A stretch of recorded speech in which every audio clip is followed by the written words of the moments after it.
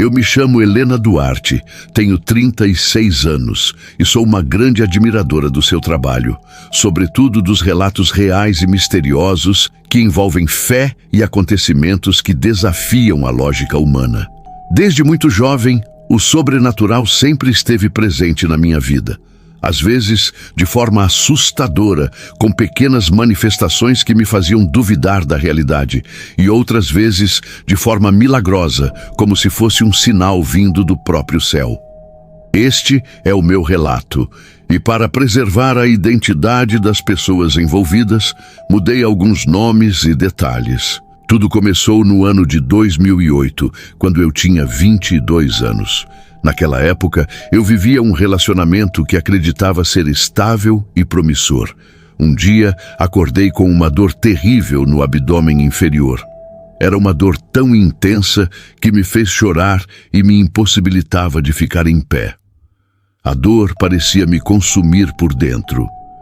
Fui levada às pressas ao hospital e, depois de vários exames, o médico diagnosticou um tumor no ovário esquerdo, medindo cerca de 9 centímetros de diâmetro. Lembro-me perfeitamente da sensação de medo que me invadiu. Eu pensava o pior. Fiz a cirurgia e depois a biópsia. Com a graça de Deus, o resultado mostrou que o tumor era benigno.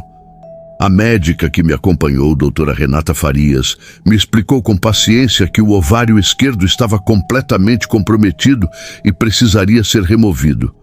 Já o direito possuía pequenos cistos que ela tentou cauterizar durante a cirurgia. Ela usou uma linguagem simples tentando me tranquilizar, mas me deixou um alerta que eu jamais esqueci.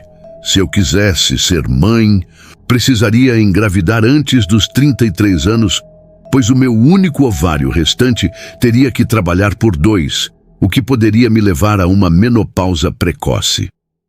Naquele momento, eu nem imaginava o quanto essas palavras ecoariam na minha mente nos anos seguintes. Pouco tempo depois da cirurgia, meu relacionamento acabou. Ele me trocou por uma mulher mais jovem e eu segui minha vida. 2 anos depois, em julho de 2010, conheci Marcos, o homem que mais tarde se tornaria meu marido. Nossa relação foi intensa desde o início. Em setembro do mesmo ano, já estávamos morando juntos, enfrentando todas as dificuldades que a vida a dois traz. Eu tinha 26 anos e ele 28.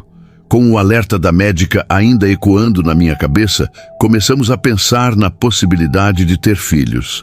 Fiz todos os exames novamente e o resultado foi desanimador. Eu tinha ovário policístico, o que reduzia minhas chances de engravidar em cerca de 25%. Tentamos durante meses e nada acontecia. As pessoas à nossa volta engravidavam e eu me perguntava se algum dia viveria aquele momento. Foi então que, em uma visita à casa da minha mãe, ela me contou algo que mudaria completamente o rumo da minha vida. Ela falou sobre uma santa misteriosa, chamada Santa Alvina, cujo túmulo ficava em um antigo cemitério da cidade de Belém do Norte, no interior do Amazonas. Diziam que a mulher havia sido bondosa em vida e que após sua morte, muitas pessoas alcançavam graças ao visitarem seu túmulo, deixando flores e velas em agradecimento. Aquilo despertou algo em mim. Era estranho, mas eu senti como se aquela história tivesse me escolhido. Contei tudo a Marcos e juntos decidimos visitar o túmulo da suposta santa. Era novembro de 2012. Chegando ao cemitério, senti um arrepio estranho ao atravessar o portão de ferro. O lugar era silencioso, envolto por árvores antigas e um ar pesado, mas misteriosamente acolhedor. O túmulo de Santa Alvina se destacava dos demais. Havia inúmeras velas queimadas ao redor, flores murchas e fotos de pessoas que aparentemente haviam alcançado milagres. Havia também bilhetes e objetos pessoais deixados como oferenda. Ajoelhei-me ali e pedi com toda a fé que restava em mim para que eu pudesse ser mãe. Fiz uma promessa. Se conseguisse engravidar, voltaria ao túmulo com 12 rosas brancas e 2 maços de velas em sinal de gratidão. Marcos fez o mesmo pedido e juntos deixamos o local com o coração leve, acreditando que havíamos sido ouvidos. Os meses seguintes foram comuns. Continuei minha rotina de trabalho e estudos, além dos treinos de Kung Fu, meu esporte favorito. Em fevereiro de 2013, durante um treino, levei um golpe mal calculado e acabei caindo de cabeça no chão. Senti tontura, enjoo e um mal-estar que persistiu por dias. 2 semanas depois, decidi fazer um teste de gravidez de farmácia e, para minha surpresa, deu positivo. Achei que fosse engano. Comprei outro teste e o resultado se repetiu. Ainda incrédula, fiz o exame de sangue. O resultado confirmou. Eu estava grávida. Lembro-me de cair em lágrimas. Marcos me abraçou e naquele instante sentimos que algo maior havia acontecido.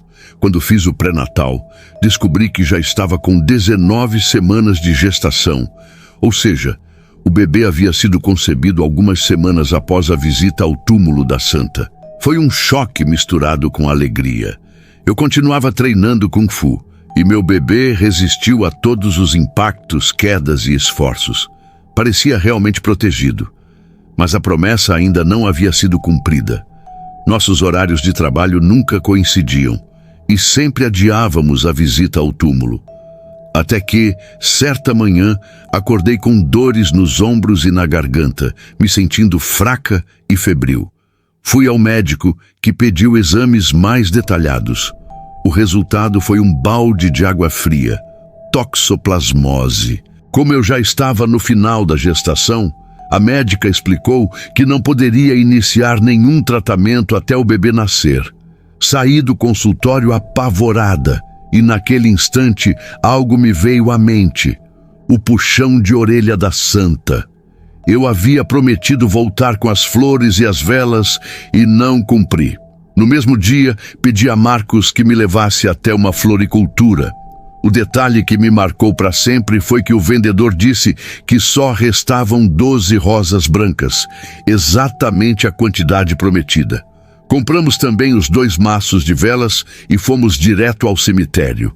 O céu estava nublado e o vento soprava com força quando chegamos. O portão de ferro rangia e uma sensação estranha me tomou. Ao chegar diante do túmulo de Santa Alvina, senti como se estivesse sendo observada. Ajoelhei-me, deixei as rosas e as velas e pedi perdão pela demora em cumprir a promessa. Foi um momento de profunda emoção, mas também de um medo inexplicável. Eu não sei se foi coincidência, sugestão da minha mente ou algo espiritual, mas juro que ouvi uma voz feminina sussurrar bem perto do meu ouvido: agora está certo. Saí de lá tremendo, mas em paz. Pouco tempo depois, meu filho nasceu saudável. Um verdadeiro milagre. Fiz o tratamento da toxoplasmose e, graças a Deus, ele não foi afetado. Hoje, ele tem 7 anos. É uma criança forte, curiosa e cheia de vida. Porém, há algo que nunca contei a ninguém. Poucos dias após o nascimento do meu filho, comecei a ter sonhos estranhos. Neles, eu me via novamente no cemitério, diante do túmulo de Santa Alvina. As velas que deixei lá estavam apagadas e as rosas frescas como se tivessem acabado de ser colhidas. Então, uma mulher de branco com o rosto coberto por um véu se aproximava de mim e dizia: "Você me deve outra visita." Acordava suando frio, com o coração disparado. Por algum motivo, sentia medo de voltar ao cemitério, mesmo para agradecer novamente. Eu tentava ignorar esses sonhos, mas eles se repetiram por várias noites seguidas. Em uma das vezes, sonhei que o túmulo de Santa Alvina estava vazio, e dentro dele havia apenas as flores que eu havia deixado. A voz feminina dizia: "As promessas têm preço, Helena, sempre tem." Depois desses sonhos, resolvi nunca mais voltar ao cemitério. Até hoje, às vezes, quando acendo uma vela em casa, sinto o mesmo cheiro das flores que deixei no túmulo. E de vez em quando, o vento parece sussurrar meu nome. Muitos dizem que foi apenas uma coincidência. Outros acreditam que foi um milagre. Eu prefiro acreditar que há forças que não compreendemos e que a fé é um elo entre o divino e o inexplicável. Mas no fundo, parte de mim teme que o que me atendeu naquele dia no cemitério não tenha sido exatamente uma santa. Talvez tenha sido algo que se alimenta da fé das pessoas, algo que concede o que pedimos, mas cobra o preço em silêncio, através de sonhos e presságios. Hoje, meu filho é a prova viva de que algo poderoso me ouviu. Mas sempre que olho para ele dormindo, às vezes me pergunto quem realmente o trouxe até mim. Meu nome é Alice Moura, tenho 34 anos, e o que vou contar aqui mudou completamente a minha forma de ver o mundo espiritual. Sempre fui uma mulher de fé. Acreditei em Deus, em anjos, em santos e nas forças do bem. Nunca imaginei que um dia eu me envolveria com algo sombrio, algo que deixaria marcas profundas na minha alma e levaria embora uma parte de mim que jamais voltará. Tudo começou há cerca de 8 anos, quando meu primeiro filho, Caio, tinha apenas 3 anos de idade. Ele era uma criança linda, cheia de vida e energia, mas de repente começou a adoecer. Primeiro foi uma febre persistente, depois veio uma tosse que não passava. Em poucos dias, ele já não conseguia se levantar da cama. Fomos a diversos médicos, fizemos inúmeros exames e o diagnóstico caiu sobre nós como uma sentença. Caio tinha uma doença grave no sangue. As palavras do médico ainda ecoam na minha cabeça como um pesadelo. Ele me olhou com um semblante pesado e disse: "Mãe, faça tudo o que puder para aproveitar o tempo com ele. A doença está muito avançada. Foi como se o chão tivesse se aberto sob meus pés." Eu estava grávida de 5 meses do meu segundo filho e a cada dia via o primeiro definhar. As medicações pareciam não surtir efeito. Eu passava noites em claro, rezando, implorando a Deus, fazendo promessas, chorando sozinha no banheiro para não assustar meu marido. Mas a fé, quando ferida pelo desespero, pode nos levar a caminhos sombrios. Numa tarde, exausta e sem esperança, uma vizinha chamada Dona Jurema me procurou. Era uma mulher velha, de olhar misterioso e jeito calmo. Ela me disse que conhecia um lugar onde as pessoas conseguiam curas impossíveis. Um centro espiritual na parte antiga da cidade, onde trabalhavam entidades poderosas. Eu hesitei no início, mas a ideia de perder meu filho me destruía por dentro. A cada noite, via Caio mais fraco, pálido, com os olhos fundos e um olhar distante. No desespero, decidi ir até o centro. Era uma casa antiga, no fim de uma rua de terra. O cheiro de vela, incenso e ervas tomava o ar. Fui recebida por um homem alto, de roupas brancas e olhar penetrante. Ele me levou até uma sala iluminada apenas por velas vermelhas e pretas. O ambiente era pesado, mas também hipnótico. Sentei-me diante de um altar coberto com bebidas, charutos e imagens que eu não reconhecia. O homem me perguntou: "O que você busca, filha?" Eu respondi com a voz embargada: "Quero salvar meu filho. Faço qualquer coisa." Ele acendeu um charuto, fechou os olhos e começou a murmurar palavras que eu não compreendia. O ar ficou denso e senti como se alguém mais estivesse naquela sala. O homem então me disse que uma entidade havia se manifestado. Ele o chamou de Exu Tranca-Caminhos. A voz que veio depois não era dele, era rouca, profunda e ecoava no ambiente. A chama das velas tremia e eu senti meu corpo gelar. "Você quer que o menino viva, não é, mulher?" A voz perguntou. "Sim, pelo amor de Deus, quero que ele viva", respondi em prantos. "Então me faça uma promessa. Dê-me o que é meu por direito e o menino viverá." Eu, sem entender o real significado daquelas palavras, perguntei o que ele queria. A voz respondeu: "Você carrega outro em seu ventre. Entregue-o a mim quando nascer e o que está doente viverá." Senti meu coração disparar. Naquele momento, o instinto de mãe se dividiu entre salvar um e proteger o outro. O desespero me cegou. Eu não raciocinei, não pensei em consequências. Apenas respondi: sim, eu prometo. A voz silenciou. As velas pararam de tremer. O homem abriu os olhos e disse calmamente: está feito, o menino será curado. Mas lembre-se, Exu sempre cobra o que é prometido. Voltei para casa abalada, mas estranhamente aliviada. No dia seguinte, Caio acordou melhor. A febre tinha desaparecido. A tosse sumiu. Ele pediu comida, sorriu, quis brincar. Os médicos ficaram surpresos. Disseram que jamais haviam visto uma recuperação tão rápida. Em poucos dias, ele teve alta.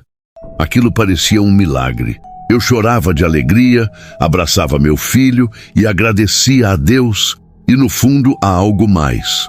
Só que, com o tempo, a promessa que fiz naquela noite começou a se apagar da minha mente. O tempo passou e meu segundo filho, Rafael, nasceu saudável, lindo e forte. Caio continuava bem e a vida parecia ter voltado ao normal. A dor ficou para trás e eu tentei esquecer aquela noite no centro, as velas, o cheiro, a voz. Eu me convenci de que aquilo havia sido apenas um sonho, um delírio causado pelo desespero. Mas o mal não esquece. No aniversário de 1 ano de Rafael, tive um sonho que me fez acordar gritando. No sonho, eu estava novamente naquela sala vermelha e preta. As velas estavam acesas e o mesmo homem de branco estava lá, fumando o charuto. Atrás dele, na penumbra, surgia uma figura sombria, com olhos brilhantes e um sorriso grotesco. A voz ecoou novamente: você prometeu, mulher. Eu curei o primeiro e agora quero o segundo. Acordei chorando, tremendo da cabeça aos pés. O suor escorria pelo meu corpo e eu sentia o ar frio do quarto pesar. Olhei para o berço e vi Rafael dormindo tranquilamente. Eu sabia que não era apenas um sonho. Nos dias seguintes, comecei a ouvir passos durante a noite. As luzes piscavam. O cachorro da vizinha uivava voltado para a janela do quarto de Rafael. Eu sentia um arrepio toda vez que passava por ali. Tentei orar, mas minha mente voltava sempre àquela promessa. Pouco tempo depois, Rafael ficou doente. A mesma febre que Caio teve, a mesma tosse, o mesmo olhar apagado. Fomos ao médico e ele disse que o quadro era grave. O diagnóstico foi idêntico ao do irmão. A mesma doença no sangue. Foi como reviver um pesadelo. Eu não dormia mais, não comia, só chorava. Sabia que aquilo não era coincidência.